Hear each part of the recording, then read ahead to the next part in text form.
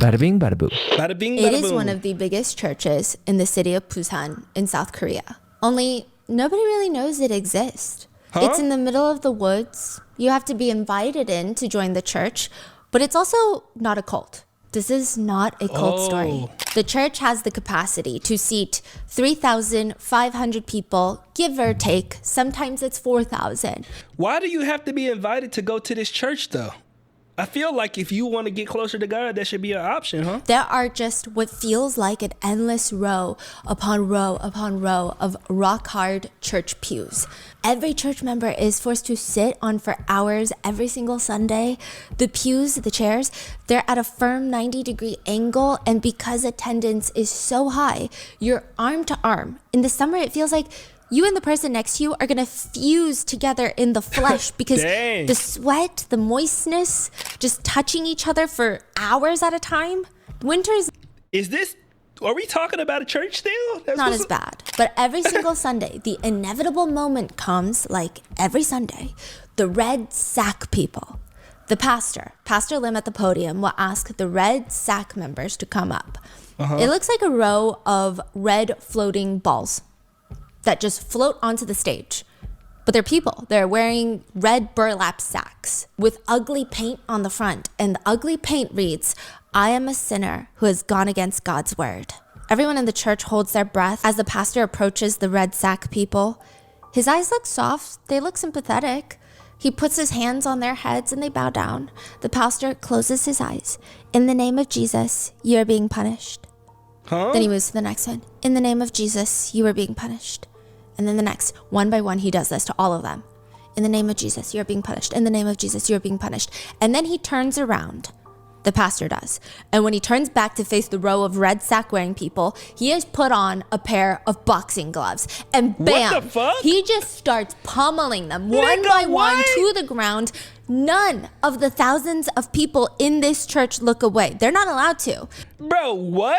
Nigga, you telling me you go to church, you confess your sins because you want to repent, and the pastor pull out boxing gloves and throw the ones at your ass, nigga? Are we okay? Their eyes are glued to the front. What? None of them stop the pastor. None of them scream. None of them shout. None of them do anything until these red sacks at the front are laying down horizontal on the ground, and now they're oozing red liquid. They're dead. He punished them to Dead. death? A lot of them get beaten to death. The church members think, well, they're lucky if they're dead. Nigga, no, bro. Y'all cannot be this lost in their head, bro. Who gave them the authority to do this? Who gave them the authority to make this judgment?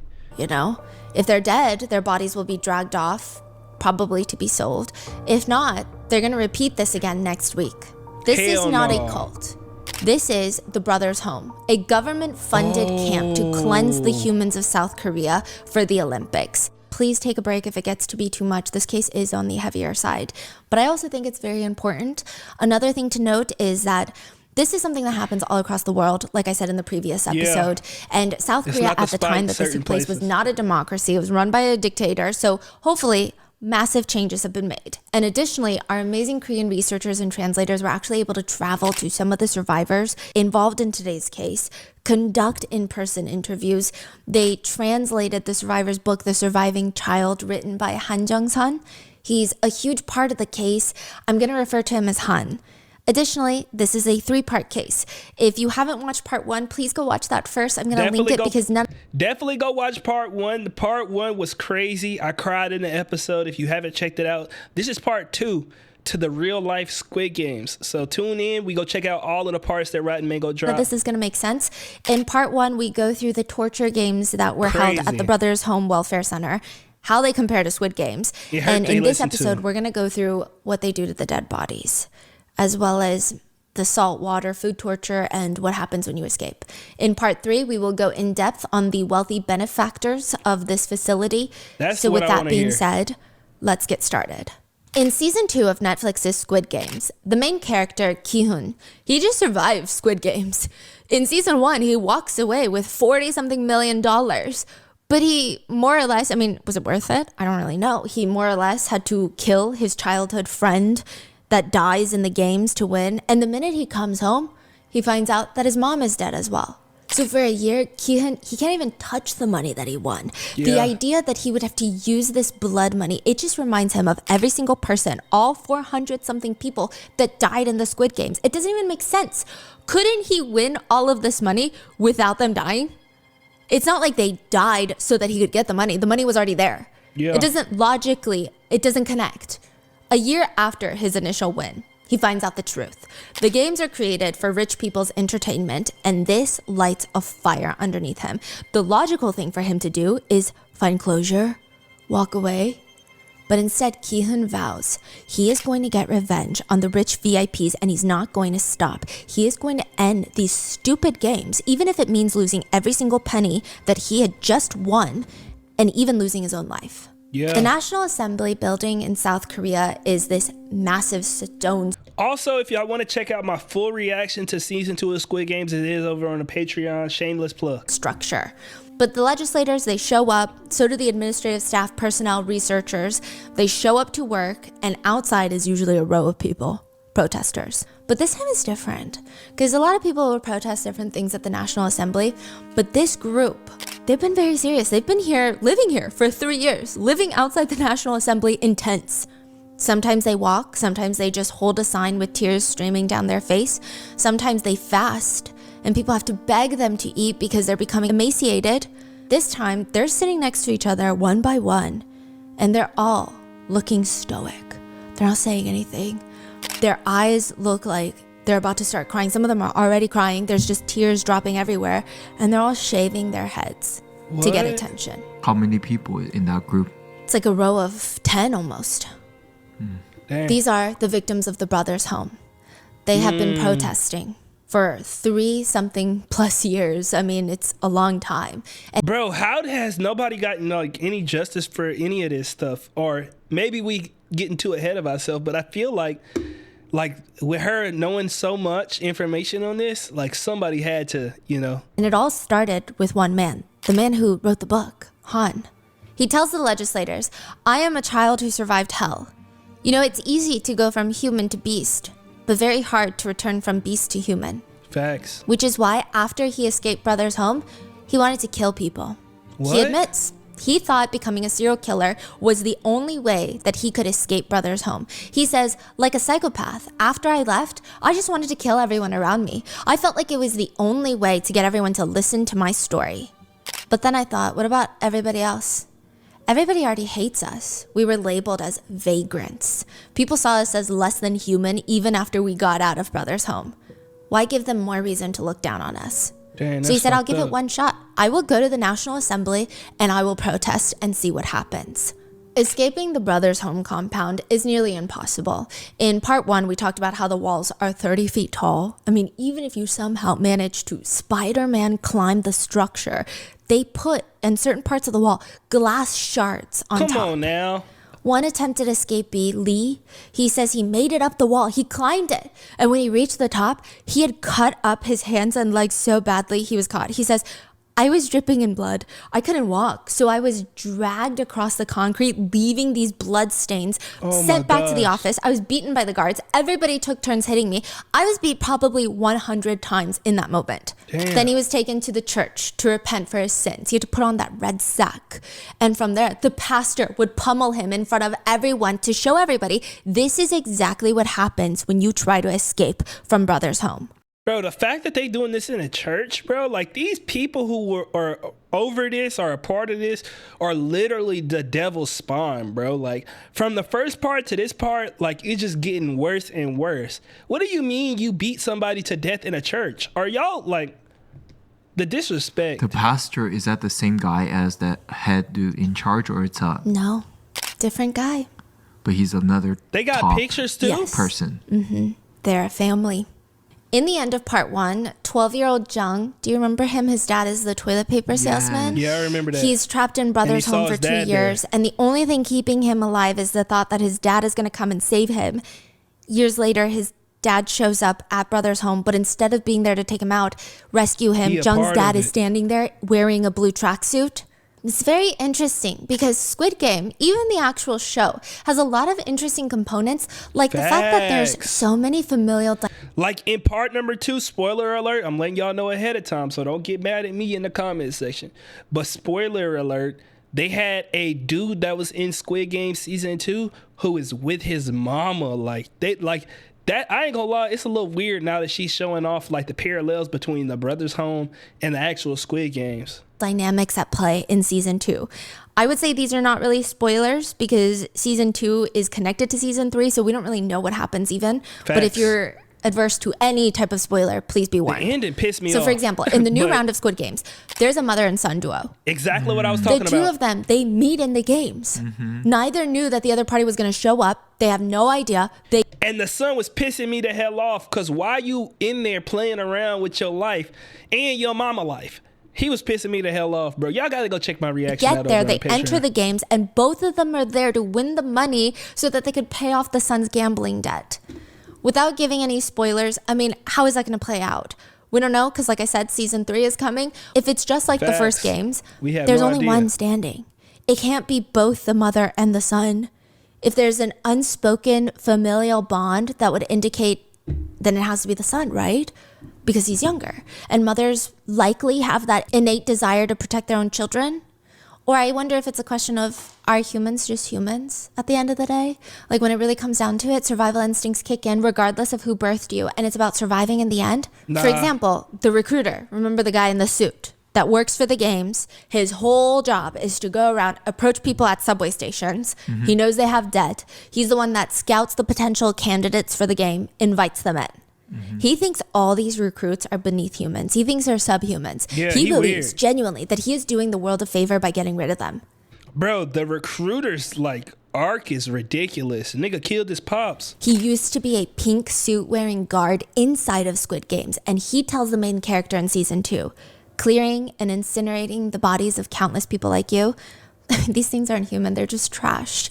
They have no purpose in this world. That's what I kept telling myself for years. And I worked hard, and one day, the game makers, they gave me a gun. I liked the way it felt. It was like somebody had finally acknowledged my existence. One year there was a man who lost, and I went over to shoot him, but I recognized his face. Can you guess who it was? His friend. My dad. Yeah. And he's still shot. Bro, Rotten Mango's like husband is hilarious. He say his friend, she say his dad. Oh. He killed his own dad. Why? That's what happens in the games. Kill or be killed. And also, I guess maybe he thinks these humans are so subhuman and he has resentment towards his dad. 12-year-old Jung in Brother's home is standing in the middle of the field and he's staring at his dad wearing that blue tracksuit. Jung's dad actually looks worse than Jung. He's lost so much weight. It's like someone just draped a blue tracksuit on top of a thin wire hanger. He can't even fit the smallest size. Damn. Jung says he looked terrible, just skin and bones. It's a complicated feeling. Are you happy to see the person that you have been praying to see for years? Or do you feel No. sad and miserable and depressed that they're going to share the same fate as you and that nobody can save either of you? Jung says it's even more complicated because you have this weird shame component. He says, I didn't even want to meet my dad's eyes in there because I thought, wouldn't my father be ashamed to see me right now? It just was such a strange feeling. A few days pass since Jung first sees his dad. Anytime all the prisoners are gathered in the courtyard, he keeps his head down so his dad doesn't see him. And then Yeah. one day he hears a familiar voice. Jung, are you eating well? It's his dad. His dad is looking around nervously and he's just glancing from side to side. And finally he reaches into his pocket and pushes a package into Jung's hands. It's a rice cake. It's a hardened rice cake. W Dad. During the holidays, each prisoner receives one rice cake. It's just a small square of rice cake. He had been carrying the rice cake for days, not knowing when he would run into his son. He starved so that his son could get an extra bite. That's a Jung real breaks nigga. down when he's telling interviewers about this moment later on because he said, I was 14 at the time. I was so hungry. I ate the rice cake. I ate it all as soon as I got it. But afterwards, I just thought, I'm so immature. I mean, thinking about it now, how my father must have felt when he saw me, when he met me from his perspective, what he did to give me that rice cake, seeing me there. I mean, I think I was just too immature. Turns out, Nah, bro. Like, that's what Pop's supposed to do, bro. If that was my kid and I ain't even got kids, it's no second thought that I would give that kid, like, man, what? The kid younger, he got more of a chance. Like, I would want him to live more than I would want to live. Fuck. Like, come on, bro. after Jung disappeared, Jung's dad spent a year searching for him, going everywhere, going to all the train stations, trying to figure out where the hell is my 12-year-old son. He would never run away like the police are claiming. So something's not right here. Also, the police, they're not telling him that his son has been taken into brother's home.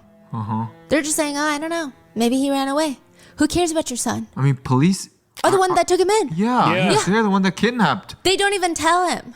Because they get bonus points from the government. This is just going to cause more trouble. So they don't like That it. They is don't want to tell him. crazy. So somebody, they kidnap the kids, and then the parents come in Looking saying, for 'em. oh, my kid is missing. And they're Yes. saying, oh, okay. We don't know what happened. Meanwhile, they're the Yeah. one that took them. Yes. Facts. Wow. Weird shit, bro. Jung's dad spends a year searching for him. No help, no hope from the police or neighbors. So he resorts to trying to drown out his sorrows in alcohol. One day, Jung Sr. gets so upset that he's drinking. I mean, sure, he's not the mayor of Busan, but he's thinking my son was a straight-A student. He meant something to the world. He could have been someone. He meant something to me. Isn't that all that matters? But the police, who are they? You know, they're here to serve the people, and they're treating him like dog poop stuck on their shoe. He walks over to the police station, not to start a fight or to be violent, just to protest, a one-man protest. Just help me find my son. Where is my son? You must help me. The police take one look at him, and they smell the alcohol in his breath. Yeah. And last episode, we found out that vagrant could really be anything for real. And they think, what a vagrant. Take him in. Wow. He walked into a police station. Yeah. Wow. Wow. Jung was in there since he was 12 till he was nearly 15. He says, I strongly resisted the essays at the time that were happening every single night to others. But because of that, I was beaten even more. It's a different humiliation that's different from just being beat. Even now, the shock is too much. I just knew I had to escape that hell. Yeah. He's out in the courtyard one probably day, reliving it, and his thinking about eyes it. are glazed over, just trying not to get burnt by the sun, which is really hard. Okay, so they're saying in the summers, even in the winters, it's really difficult because if you listen to part 1, they're only allowed to wash their face with coarse salt grains. It rips your flesh. It makes it raw in the sun. And then you're getting punched in the face by these guards every day. And now you have no moisturizer, nothing. You're just in the glare of the sun. He's squinting and he looks up and his heart starts pounding. He notices all the guards are busy. And there's been this one building he's always looked at, because if you were to get to the roof of that building, it's tall enough that you could potentially jump onto the ledge of the wall Oh, that's shit. blocking them. Like the 30-feet wall? Yes. If you climb to the top of that building, the gap between the wall and that building are not that much, and it's about the same height, the roof and the upper ledge of the wall. So he takes the chance. Oh, He shit. says, I ran like lightning to the building's roof. He jumps from the roof, knowing that he could very well land on the floor and die, or Yeah. worse, survive only to be beaten to death, okay? But he jumps, lands on the ledge of the wall, scrapes himself from all the blood. He bet. drops down from the wall on the other side. It's not nearly as high because it's built on a hill. He jumps down and just starts booking it. Yeah. There's no looking back. He's sprinting through the woods, scraping his face. He can't even keep his 15 eyes fully years open old. because the branches are slamming into him and he doesn't want to slow down. He's just running. The next thing he knows, there's this massive barbed wire fence in front of him. What the hell is this? Some sort What of the secondary fuck? blockade? He doesn't even know how long he's been running. He just starts, without even thinking, climbing up the barbed wired fence, breaking the skin all over his hands, face, body. Yeah. It's like going through a paper shredder. But he said he didn't even feel pain in the moment. The only Facts, thought being, that I have to adrenaline. escape this hell no matter what. There is no other way.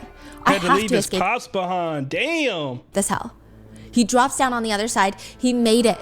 This is freedom. He made it past the walls. And then click. It's the sound of a gun. Right behind him. Put your hands up and don't move. He raises his bloody hands in the air and turns around. It's a uniformed man holding a gun up to him. He's not wearing a blue tracksuit. He's wearing a military outfit. A soldier. Jung had been so desperate, honestly, nobody knows how long he ran for. He doesn't even remember. But he ran for so long, he ran directly into a military base. Damn. Sneaking into a military base, to him, still can't be worse than being stuck at brother's home, right? I mean, that's what he thinks. He begs them to save him because all the other people that make it past the walls, if you're wearing the blue tracksuit, you're just brought immediately back in. You're seen almost like an escaped prisoner. And he begs the soldiers to save him, or better yet, don't save me. Don't do anything. Just let me go. I won't tell anyone. The soldiers load him up to a car and he's just begging, please sir, help me. Please sir, help me. The door to the soldier's car opens. They throw him out and then they throw something into his hands. It's a big loaf of bread. He's just standing on the road, on the street. He's not back at brother's home. He's free. With that, the car just drives off. Damn. Wow. So they kind of saved him? Yeah. Yeah, they did. They could have sent him back. I don't think that they knew anything of the true torture of what was going on at brother's home, but they had a lot more mercy than the guards at brother's home, clearly. I bet. Yeah. They just thought if this guy doesn't want to go back that much, that he's begging and crying and willing to climb over a barbed wire fence, maybe he doesn't want to go back. It's an even more complicated feeling, though, because at first Jung said it feels very surreal. He escaped. He's free. But then he starts panicking. His dad is still there. Yeah. But he also starts panicking more because he realizes. Yeah, like he in such a difficult position because even though your dad there and you might not be able to go back, what are you going to go back home and do? You're going to be a vagrant and they're going to try to put you back in there again. What is he going to do? Call the cops and tell them that his dad is in brother's home? It's not like he can tell the police. The police are the one that took them in. There's nobody that he can trust. He was only ever taught, ever since he was a little kid, hey, when you're in danger, report it to the police station and ask the police for help. Now what? Jung decides if he's going to get his dad out, he still has to try and survive until then. He finds, ironically, a newspaper distribution center. He starts working there, sleeping there, eating there, and then one day the cops barge in and they take him in. Damn. They arrest him. No. Why? One of the neighbors reported a vagrant was living at the distribution center. Oh my gosh. What? They arrested him for being a vagrant. And just like in season 2 of Squid Games, just like Ki-hoon, the main character, when Jung opens his eyes, he's back in a blue tracksuit in a bunk bed at the brother's home. You are kidding Oh my me. gosh, bro. How long was he out? A few months. But he's a lot more bloodier now from all the beatings from running away. Oh He said my in that gosh. moment, he realized, I'm never going to get out of here. I'm never going to get out of here, at least alive. Another survivor says, as you keep getting beaten up, you just give up. Accept it, yeah. The end of all this waiting, you think you're waiting to escape. The end of all of it is just death. There's nothing to wait for except the day that you die. Nobody's messed coming to up. save you. Wait, so this was, okay, they started this whole initiative for the Olympic, right? It was prior to the Olympics, but they amped it up and the government started pouring more money into these welfare centers prior to the Olympics. But the Right. initiative started years before. Years before. Yes. So meanwhile, when this happened, like now it's what, like 3 years into this? Yes. Has the Olympics started yet or after? Like Oh, it's after. I mean, even after, they're still taking people. so now it's This nigga Rotten Mango husband is literally me. like they don't need to like Yeah, put on they're just anything for doing it the, just to for do the it. tourism. They're still taking people from the streets. Yes. Wow. Okay. Han and his older sister, the one who wrote the book, Han, they're dragged to the police station by their dad. Their dad's always been very irresponsible when he's drunk, but it never was like this bad. There were beatings here and there, but this felt very different. He drags them to the police station. Stay here, dad will be back. In theory, this is the best place for their dad to leave them. In reality, this is the worst place for their dad to leave them. Because remember, the police are the ones taking them in. Han is 9. He says, my dad told us to wait at the police station for him. He promised he would come back and get us. The police don't care. Why did the dad left him there? Because he wasn't doing a good job taking unclear care if of he was them. trying to abandon his kids because it was too much responsibility, or whether he was in some sort of trouble and he wouldn't be home for a few days, and it'd be better to leave his kids at a police station than to leave them alone. So the father Why would you put your kids through something like that, bro? I hate deadbeats, bro. Like, doesn't know. He has no clue that brother's home is a torturous place, or that they're even going to get sent to brother's home. He thinks they're going to be there. yeah, when he he think gets he's back. just gonna leave them there like it's a damn daycare and then come back and they're gonna be there. Like, Okay. Idiot. Wow. Yeah, the Korean police stations are a little bit different. So in Korea, there's even things like police boxes. It's like a little box. Police officers are stationed in neighborhoods and they're part of the community. You don't really see them as like a cop. Yeah, like a security. You can Yes, talk to them. yes. Okay. So it's a Security little more guard. communal. And he thought, okay, they'll be here when I get back if I do decide to come back for them. The police don't care. They throw the two, Han and his sister, into the back of the refrigerated windowless van. They drive them to brother's home. Wait, so Han has a sister, older or younger? Older sister. She's 12, he's 9. Okay. And in the van, Han says, I started crying. I was asking to be let out and to be able to go home. For a moment, I remember the sky turning completely white. I heard a noise like cicadas were embedded, stuck inside my ears. And then the stars were going around my eyes. And then once that gradually faded, I realized that man just slapped me so hard, I almost lost consciousness. I looked around the van. Only then did I realize there were about 5 other kids our age in the car, besides the strange men. And that's how I ended up at brother's home. Han, just like the others, he has to go through all the survival games, which consist of very creative ways to just torture everyone in blue tracksuits. The guards just torture thousands of people. And like I said, some of them are as young as 4. Some of them are elderly people. The torture is non-discriminatory. Everybody's getting tortured. And the torture doesn't even end with the twisted activities. This whole place is almost manufactured to make every aspect of the day feel like walking on glass shards that have been heated to be 100 degrees. Damn. There are 2 times. Hold up, bro. Mango, that analogy is ridiculous, bruh. Heated glass shards? They feel like walking on glass shards that have been heated to be 100 degrees. There are 2 time slots for food for the day. Designated time slots. There is exactly 30 minutes to eat, which sounds like more than enough time until you realize there's 3,500 people who have 30 minutes to eat. Everyone only has about 3.5 minutes to grab their food, sit down, inhale it before getting up for the next people to sit down. You always hear first. Bro, who is this? Must be one of the people who was a part of it, like one of the survivors, because these bro, it's scary how, visually, they made this. They literally remade it all. X number of people. Go, That's go, scary. go. People are getting smacked and beaten up if they're not eating fast enough. The first few meal times are said to be the hardest because it's hard to even swallow the food that they're giving you, let alone do it in 3.5 minutes, just shoveling it in. You would spend at least the greater chunk of that time just gagging. The food is almost always the same. It's rotten rice. So the rice, they leave it in these damp containers and they become moldy and there's those rice bugs everywhere. They don't rinse the rice. They don't get rid of the bugs. They just steam it just like that. That's Fermented fucked up. fish, but the fish is always rotten and it's fermented without seasonings.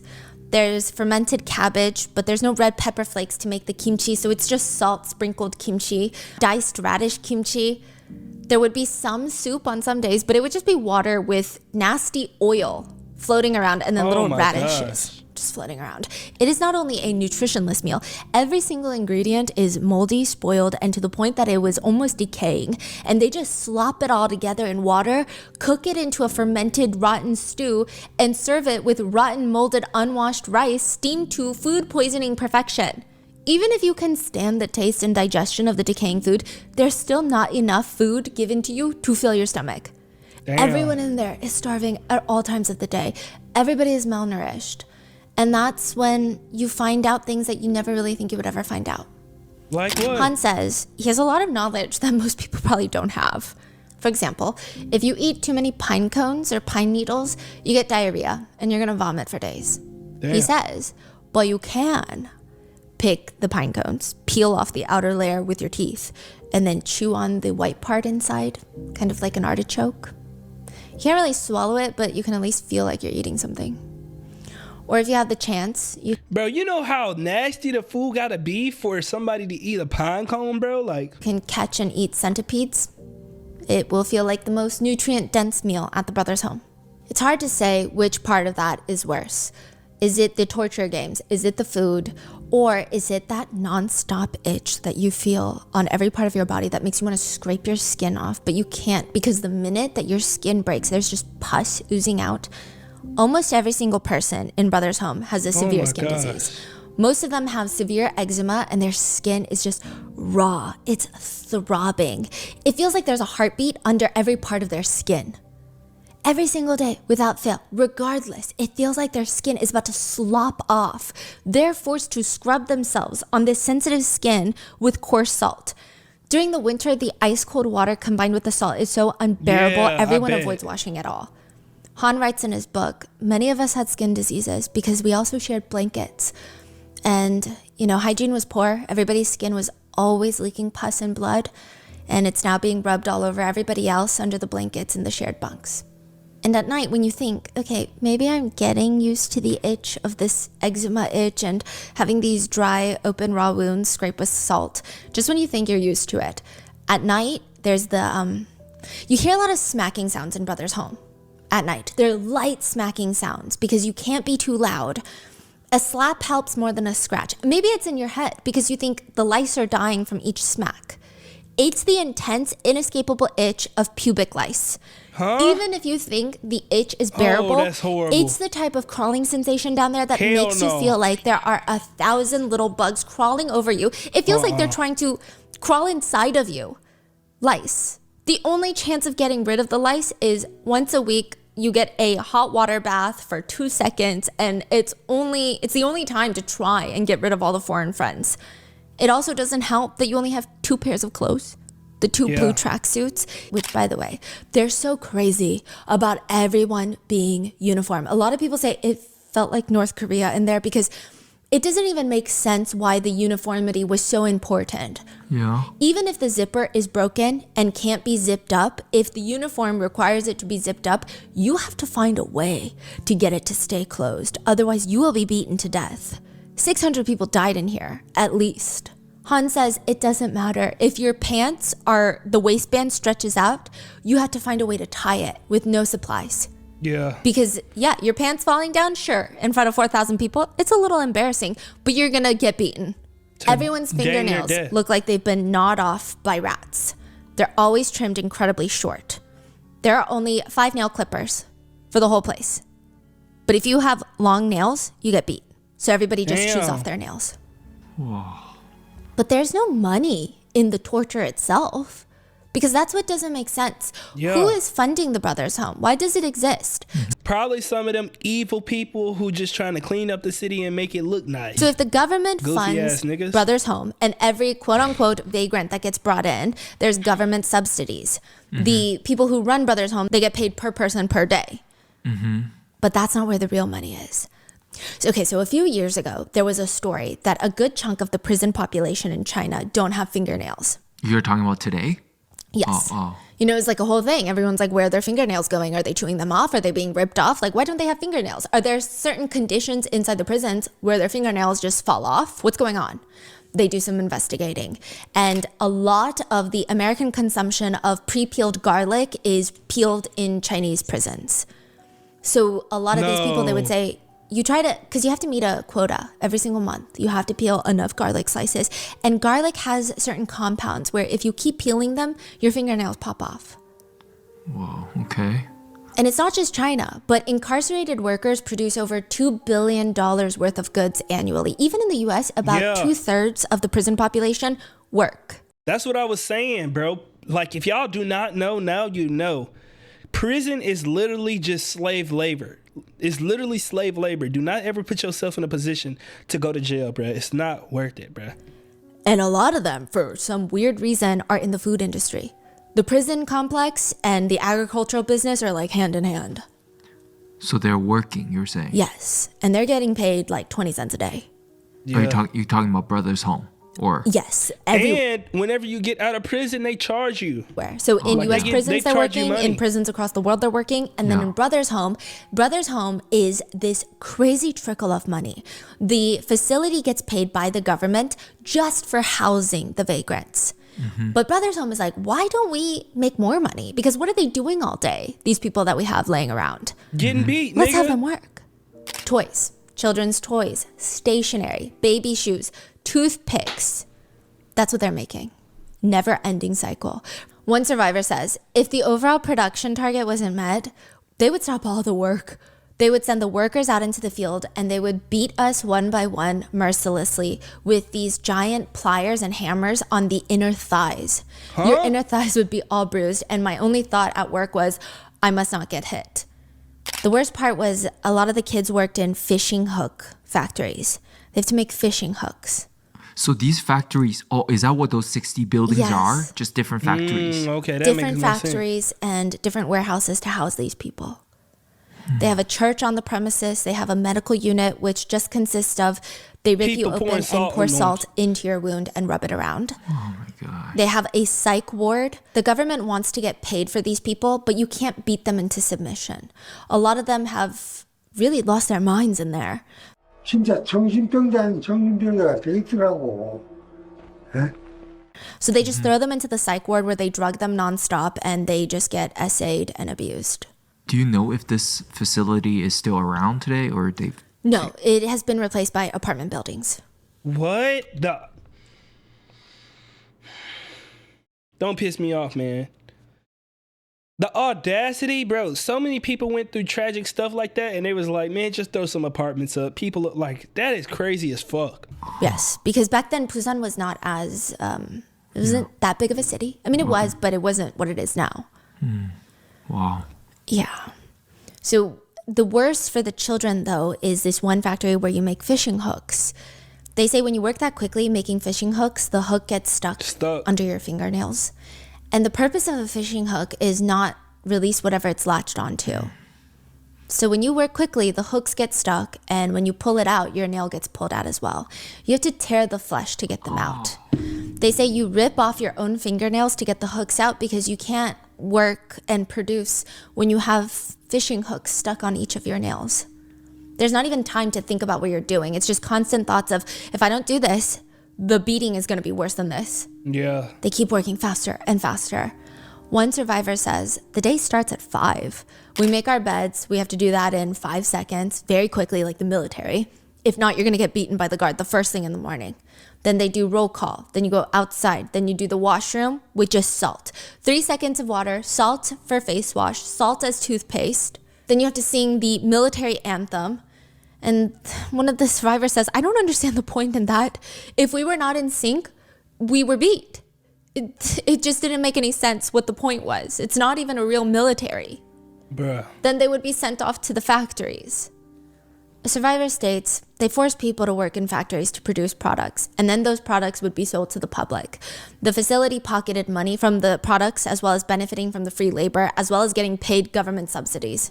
Another survivor states, after all of that, Evil people, 14 and 15-year-olds were forced to carry sacks that weighed 60 pounds back and forth for construction to happen. All those buildings Oh, they're building it too, huh? were What built the by them. fuck?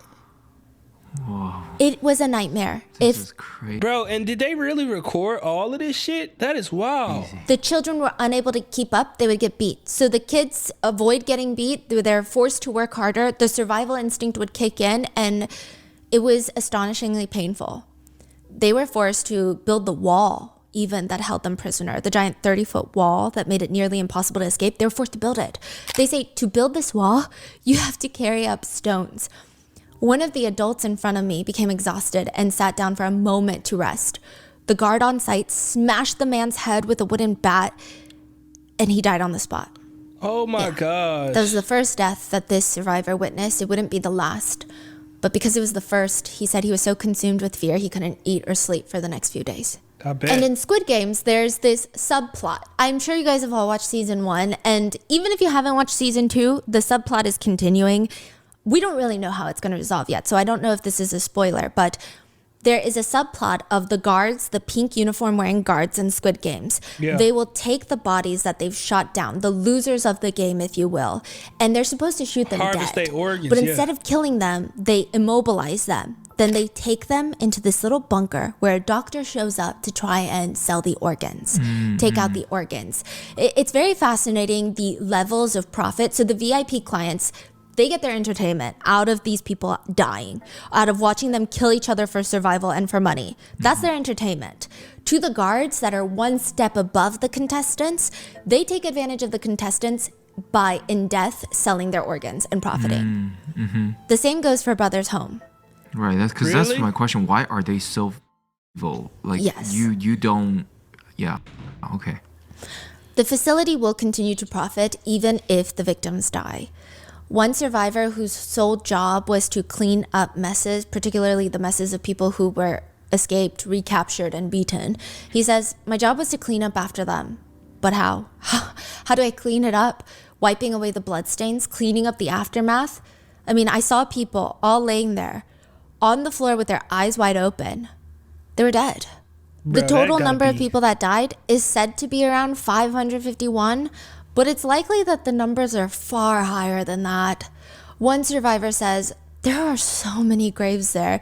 If you look behind the church where the weeds grow thick, some days you would see mounds being made, just so many.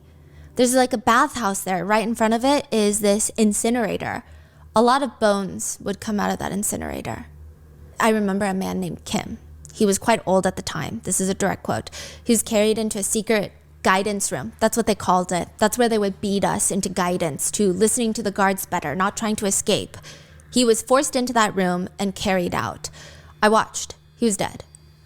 He died from beating, but I was told everyone would just report it as some sort of natural illness as his cause of death, and that sometimes, if the beating scars aren't that bad, they would sell them for medical studies. They would body farm. No. They would sell the bodies. Just like squeaking. Yes. One survivor states, yeah, I mean, if the bodies weren't needed, the guards would carry it up to the church at dawn and to the mass graves. One victim states, people were starved, beaten, and killed, and their deaths were never reported. They just buried them Yeah. or sold them. They didn't even get the proper burial or respect as human beings, bro. Like, it's crazy that this stuff really be happening, bro. Like, and the crazy thing is, like, further into the future, we gonna find out crazy stuff that was happening, you know, while we alive. And it's like, sometimes we don't even see it or feel it or experience it. That's why, like, I have so much sympathy for, like, the stuff that be happening in Congo and, you know, even all of the wars and stuff. Because it's like so many people, innocent people, get caught in the crossfire. For what, though? Like, it's like, damn. All the kids are freezing. That's like a huge thing. All the survivors mention over and over again, you don't understand the winters in this place. You don't understand how cold it gets when there's snow falling everywhere and you're shivering to the bone. Your lips are constantly bleeding because you're so dry. It is miserable. Some people had frostbitten toes that had to be amputated. And then what do they do after they amputate it? They just rub salt on it.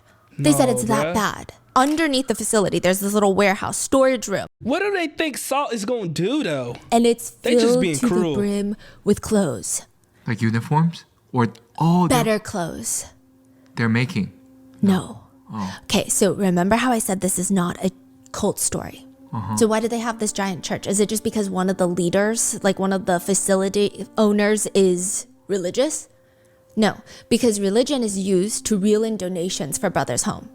From the outside, Brothers Home is a very legitimate welfare center. They're actually the biggest welfare center that is funded by the government. And now they're going to ask for donations from people around the world. The director of Brothers Home was smart. He did not care for Jesus, not even one bit. He's not a religious man. But Well, I knew this whenever they was calling people up in the church and beating them to death with boxing gloves, nigga. Survivor said they used religion to add more money to their business. If there's no religion involved in their center, who would donate money? It's a government-funded facility. But Bro, you tell they are people, just I'm pure Christian. evil. I'm a Christian doing good things. I need donation money. Donation money from foreigners would flood in. They would donate just cases of clothes. And the kids were forced to write thank you notes to all the donors because you need it in childish handwriting. This is crazy. Yeah, Sometimes these are they would just pure have evil. American donors stop by that work with like adoption agencies in America or even big churches in America. They would fly to Korea to visit Brothers Home. And everyone would prepare for months. The kids would put on plays. They would dance around. They'd be forced to do all these things. And then once they leave, they have to give everything back. The basement would be filled with those donated clothes and they would sell them. Another layer Oh of my profit. gosh, bro. Sold These motherfuckers greedy as a bitch, nigga. Shit. Like, come on, bro.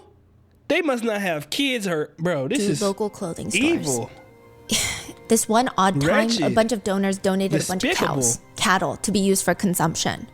And Han said they took the cow and paraded it around the field, taking pictures with all of us, smiling with the cow, and showed it off. And everybody was so happy, thinking we would get beef bone soup or something the next day. And the next day, it was just rotten oil broth. No beef. They took the cows to the market to be sold. But the worst part for 9-year-old Han is not even the fact that he's not drinking beef bone soup. It's the fact that he was taken with his 12-year-old sister, and his older sister keeps trying to escape with him. Every single time she stands in the field, she would sprint towards him, ready to escape with him. But she has no plan. She has no plan. No. She would just try to grab his hand and say, I'm going to protect you. Let's go. We're going to go home. And every time she would get slammed down onto the ground and beaten in front of Han. He says the beatings, torture, and punishments, it wouldn't stop her from getting to me. Han says about his sister, my older sister was especially smart. So our researchers actually met Han and his older sister. They left like a video message for us as well, but he says his older sister is especially smart and capable, which our researchers actually noted, and we'll talk about that in part 3. She's I'm like ready. the I wanna only hear. blood relative that taught Han anything, because they're poor village kids. He doesn't know how to write. She would teach him. And then on their way home one fire. day, this is when they were free, he saw this 달고나 cart. It's just all full circle. Okay, he sees this 달고나 cart, the candy cart. And he's like, sister, can I get a 달고나? And she doesn't have money. So she says, you know what? I'm going to go home and I'm going to make it for you. He says, that's my different. sister put a ladle on the briquette stove. It was her first time doing this. She poured in sugar, added a little bit of soda, and she was about to complete the 달고나 with the chopsticks when I kept pushing on her and like dragging her shirt saying, can you hurry? I really want 달고나. And she dropped the ladle. No. It fell all over her foot. She has Cause you was being a greedy big bag, bro. And I hate to say that because I know you went through some traumatic stuff, but you was human at the end of the day. If you was patient, you would have got your candy. a severe burn because the sugar crystallizes and it sticks to you No. all over her foot. He says, I still remember that incident. And when their dad, who both of them thought was very scary, he would come home and ask, Shine, what happened to your foot? And she would quickly respond, I dropped a pot while I was making soup. Don't worry about it. Han says his sister was always somebody that protected him. And even now, she keeps trying to protect him by having them escape. But all that's happening is she keeps getting beat over and over again. She would run to him in the cafeteria trying to hug him. Father's going to come find us, okay? Don't be scared. Father's going to come find us. He says, you can't imagine how difficult it was to look at each other in that atmosphere of fear. Rather than being a source of support or comfort for each other, it just became more painful. I lived witnessing my sister gradually Getting losing beat. her mind. Okay, so in the book, it's very explicit, but I think he would rather it not be explicit. So Han mentions that people from his sister's platoon would come to him and report back the types of torture that were Why? inflicted on her because she tried to save her brother. Why though? And the types of torture, you can imagine what they are, especially being a woman in a facility like this. Bro, no, don't tell In us. some sick, twisted way, some of the kids would even taunt him about it. Yeah, why He though? said- Y'all all going through bullshit. Why would you do that, bro? Like I'm slowly losing hope in humanity because I could just imagine how weird people be. I lived witnessing my sister gradually losing her mind. First, it was just this panic of, we got to get out of here. I'm going to help us escape. And then slowly, she would start talking to the walls. She would do anything. It doesn't matter. She wouldn't feel her own pain of being beat. When Han got beat on the field, she would run and cover his body with her own. And it would just result in both of them getting beat. And her Don't make torture me cry was, again, I mean, bruh. both of them were essayed during their time there, but it was just really bad. He says, I lived witnessing my sister gradually losing her mind. If she had been completely out of my sight, I might have forgotten her existence entirely. But because she was next to me for 3 years and 6 months, I witnessed everything and I can't forget it. Every time his sister would be in the field, the guards would laugh. The weirdo's coming again. She's starting again. And without fail, when Han would look, it they would be are his sister so- running toward. Bro, they about to piss me off. Like, shut the fuck up, nigga. Dang. His sister care about him. You mad because you and that bitch and ain't nobody care about you, nigga? Damn. Like, dang, bro. That shit would have drove me up the wall. Like, I would have became one of the guards and fucked some of them niggas up. It's him trying to help him escape. And the guards that were laughing, 2 seconds ago, suddenly they yank her down by the hair as she rushes towards him, throws her onto the ground, and drags her away forcibly to torture her. Eventually, she was taken to the psych ward where Han would climb the window just to see her. There was a few platoon leaders that he liked, like the guards, where they were tall and they would let him climb on top of their shoulders to see in through the window just to see his sister. And he thought maybe if she sees my face, she'll get better and she won't lose her mind and she'll realize, okay, I gotta get out of here strong. But when he looks into the room, she doesn't even recognize him because she is not there. Yeah. They have her on they have her on antipsychotics that she does not need, on high doses every single day. She's in a daze. She just has a glaze. It's like they're zombies. That's how they describe them. He says, every time I went to check on my sister to see if she was ever getting better, she was always laying down with her hands tied. There was nothing I could do for my sister. All I could do every day was pray that my father would come and save us.